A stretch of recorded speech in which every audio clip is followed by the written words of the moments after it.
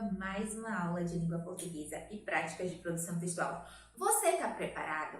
Você sabe sobre qual capítulo nós vamos tratar na aula de hoje? Muito bem! Pega os materiais, presta bastante atenção e vamos começar. A gente vai descobrir hoje tudo sobre os sinais de pontuação mais usados no nosso cotidiano e aqueles que vão ser bem utilizados no relato de experimento, né, Tia Ju? Isso mesmo. Já lembrando que o relato de experimento vai ser aquele texto organizado para mostrar às outras pessoas como é que se faz aquele experimento, qual é o passo a passo, como se fosse uma receitinha mesmo, para que as pessoas consigam realizar, cumpram tudo direitinho e dê tudo certo. Sendo que a pessoa também pode registrar as suas impressões, o que foi que aconteceu no percurso desse experimento, em cada etapa, o que foi que aconteceu, e aí a pessoa vai ter essa liberdade. Só vai ter que se preocupar, né, Tia Ju, com a questão da organização, porque no momento que a gente fala, fica fácil, a gente lê os gestos, a gente lê as expressões das pessoas, no momento da escrita não. Por isso que os sinais de pontuação vão aparecer na escrita. Isso mesmo. E aí, para ficar bem nítido, bem claro e ninguém esquecer, nós temos um exemplo lá no nosso livro de produção textual, na página 20, onde já tem, inclusive, na seção Explore a Estrutura, essa explicação. Então, aqui a gente vai destacar o que foi feito, né? O que eu fiz aqui nesse experimento? Depois, a gente vai destacar o material que a gente precisou utilizar. E no caso desse exemplo, a pessoa não colocou uma foto, mas ela desenhou a forma como ela criou o submarino dela. E o que foi observado nesse experimento no final? A pessoa também colocou as impressões. E para colocar essas impressões, também precisou se atentar a algumas pontuações, galerinha. Então, o que a gente falou na aula passada? A gente vai analisar primeiro o que nós fizemos, o que foi observado e o que nós aprendemos. Se a gente pensar nesses 3 tópicos para realizar o nosso texto de relato de experimento, pronto, a gente deu conta do recado. E aí a gente vai precisar se alinhar, afunilar as ideias com relação às regras dos sinais de pontuação, porque em muitos momentos a gente se pega usando só o ponto, né, tia Ada? Então, galerinha, a gente precisa lembrar que para separar, organizar as nossas ideias, a gente precisa também de outros sinais de pontuação. E é aí que a gente já começa refletindo um pouco, né? Não é porque são sinais de pontuação que é uma coisa simples ou que é uma coisa complexa demais. Primeiro a gente precisa compreender, né? O que são os sinais de pontuação? Para que eles existem? Por que eles estão ali? Os sinais de pontuação são usados para organizar as informações. Então, tudo que eu quero dizer, tudo que eu quero falar tem que estar bem organizadinho para a pessoa que lê o meu registro de experimento conseguir compreender. Outra verdade é uma regra da escrita. Quando nós falamos, não dizemos o arroz, vírgula, o feijão, vírgula, o açúcar, ponto. A gente não faz isso, a gente faz isso com a entonação da voz, com as pausas, com os aumentos de respiração, com algumas expressões, com alguns sorrisos. E também ajuda na compreensão das ideias e das emoções, tá? Então, quais são esses sinais de pontuação? Bom, nós temos a interrogação, que vai expressar uma pergunta ou uma dúvida, tá? Às vezes a gente vai dizer algo que a gente não quer a resposta. Por exemplo, quando eu digo assim, Tia Ju, você viu minha caneta? Eu quero que ela me responda, me diga se sim ou se não, e automaticamente, se ela viu, ela vai me dizer em que lugar estava. Se eu pergunto as horas para alguém, essa pessoa, obviamente, vai me responder. É uma resposta que eu necessito. Mas há algumas perguntas que a gente faz que não é necessariamente uma pergunta, mas sim uma dúvida, só para poder atiçar a pessoa, para fazer a pessoa refletir ou para exigir um comportamento diferente daquela pessoa. Se eu dissesse assim, até você, Hassan, conversando com a Ana Júlia? Não acredito, Cristal. Como isso? Clara, você viu aquilo? Eu não estou necessariamente pedindo que vocês me respondam, mas eu estou questionando o comportamento.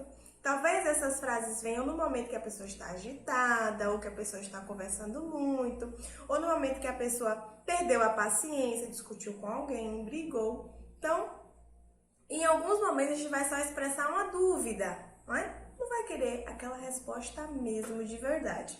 Como acontece em outros momentos também, né, Tia Rada, no nosso dia a dia. Sim. Porque esses exemplos vêm para vocês irem observando que no nosso dia a dia nós fazemos perguntas e usamos as pontuações, mas sem precisar escrever, na oralidade. Então, no momento que você está conversando com a sua mamãe, com o seu papai, na sua casa também, e aí de repente vem uma dúvida, você vai perguntar para sua mamãe e para o seu papai, ali você usou a interrogação, mas você não escreveu. Você usou a interrogação na entonação. E aí, por isso que é importante a gente conseguir perceber isso no nosso dia a dia, porque no momento da escrita fica tudo bem mais fácil, bem mais simples. Isso, Tia Ju. Muito, muito, muito bom.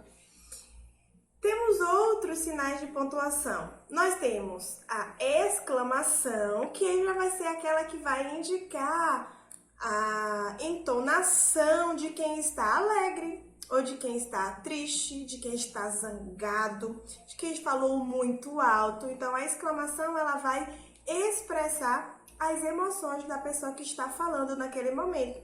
Pode ser admiração, pode ser porque a pessoa tomou um susto, porque a pessoa está espantada, está com medo. Então, uau, Tia Ju, que aula legal! Como eu estava com saudade da nossa trilha! Que vídeo bacana! Você é especial! Que dia lindo! Mas pode ser de bravo também. Saia daqui! Silêncio! Vá dormir! Então, todas as vezes que a gente falar com essa força, com esse ânimo, a gente vai usar a exclamação, tá? Que vai indicar as nossas emoções. Temos também os dois pontos, que é quando vai indicar o quê? Ou a fala de personagem, ou vai trazer uma explicação. No caso do gênero que nós estamos vendo essa semana, que é o gênero relato de experimento, nós vamos trazer algumas explicações, tá? Para poder facilitar no momento desse leitor ter acesso ao texto e também querer desenvolver essa receita de experiência. Temos o ponto. O ponto, ele pode ser final. O ponto pode ser final e aí ele vai indicar a conclusão de uma ideia, vai indicar que você já escreveu aquilo que você pensou no momento.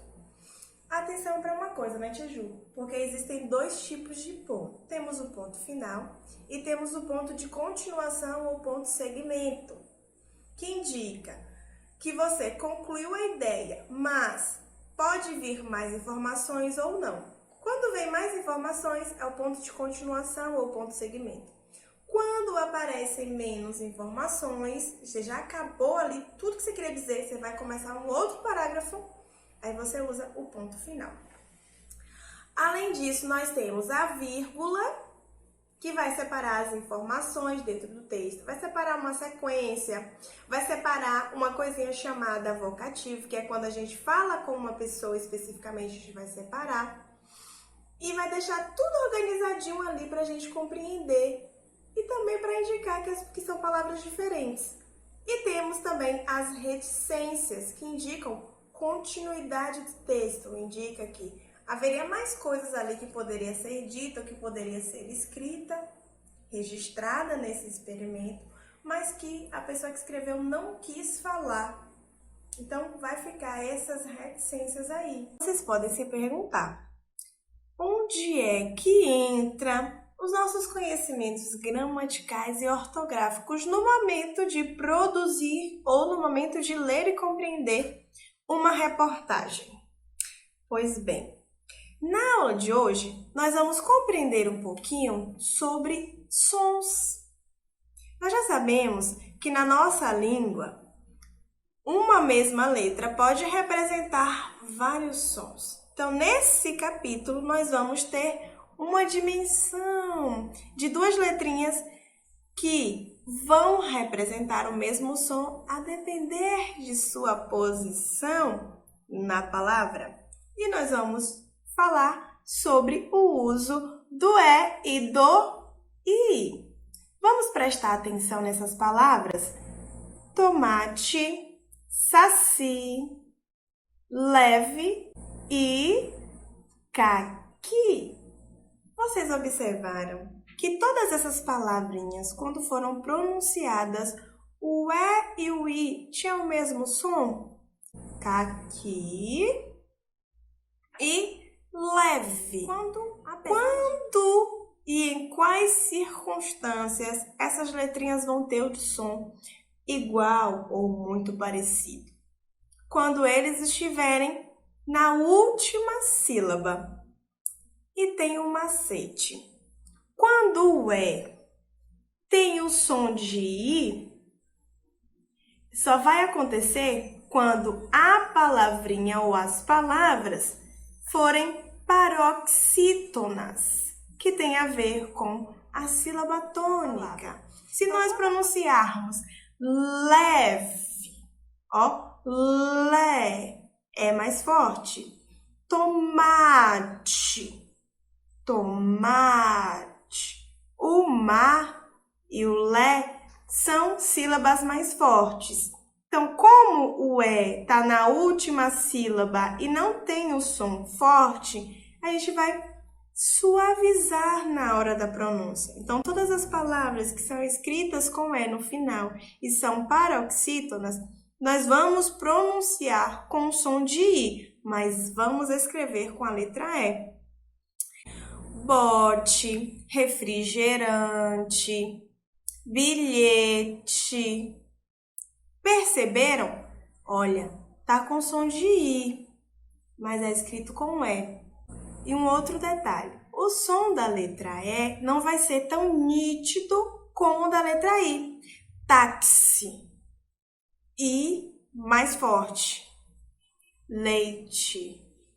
O E tem um som um pouquinho mais fraco do que da vogal I. E quando é que o I vai produzir um som diferente? Nunca, tá? O I não possui variação de som. É uma vogal que só produz um único som, só o seu som original. O E que vai mudar, sempre que estiver no final da sílaba de uma palavra paroxítona. E aí, galerinha, gostou da aula de hoje? Guardou todas as informações na cachola? Anotou os pontos mais importantes, as principais curiosidades? Pois bem, a gente vai falar sobre essas suas curiosidades, dúvidas e muito mais na nossa aula online. Até lá!